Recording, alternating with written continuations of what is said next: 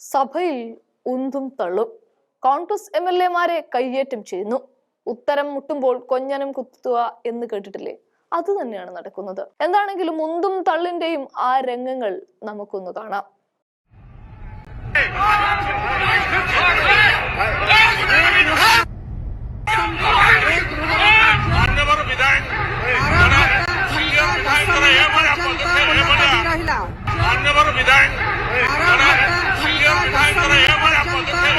സംഭവം ഒഡീഷയിലാണ്.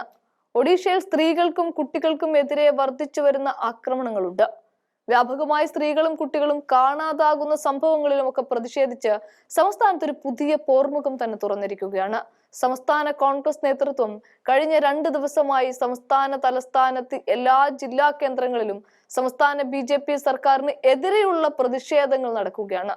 24,000-ഓളം പെൺകുട്ടികളെയാണ് ഒഡീഷയിൽ കാണാനില്ല എന്ന് കോൺഗ്രസ് പറയുന്നത്.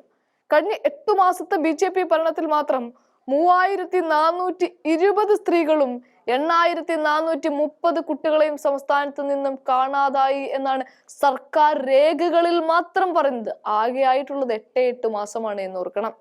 കോൺഗ്രസ് സംസ്ഥാന തലത്തിൽ നടത്തുന്ന പ്രക്ഷോഭത്തിന്റെ അലയൊലികളാണ് ഇന്നും ഒഡീഷ നിയമസഭയിലും ദൃശ്യമാവുന്നത്. ഈ വിഷയം ഉയർത്തി നിയമസഭയിൽ പ്രതിഷേധിച്ച കോൺഗ്രസ് MLA-മാരെ കായികമായി നേരിടാനാണ് സഭയ്ക്കകത്ത് BJP MLA-മാർ ശ്രമിച്ചത്. MLA-മാരെ ആക്രമിച്ചത് കൊണ്ട് മാത്രം ഗൗരവമേറി ഈ വിഷയം പൊതുസമൂഹത്തിൽ ചർച്ച ചെയ്യപ്പെടാതെ പോകില്ല എന്ന് മാത്രമാണ് പലപ്പോഴും സംഘപരിവാറിനോട് പറയാനുള്ളത്. അതേസമയം കഴിഞ്ഞ വർഷം ലോക്സഭാ സമയത്ത് തന്നെ തെരഞ്ഞെടുപ്പ് നടന്ന ഒരു സംസ്ഥാനമാണ് ഒഡീഷ. ഇവിടെ BJP അട്ടിമറിയിലൂടെയാണ് വിജയം കൊയ്തത്.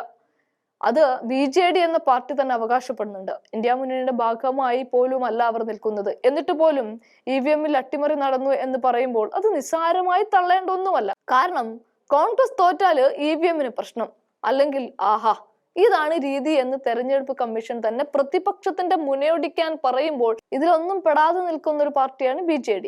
ആ BJD-യോട് എന്തുത്തരമാണ് തൽക്കാലം തെരഞ്ഞെടുപ്പ് കമ്മീഷന് പറയാനുള്ളത്?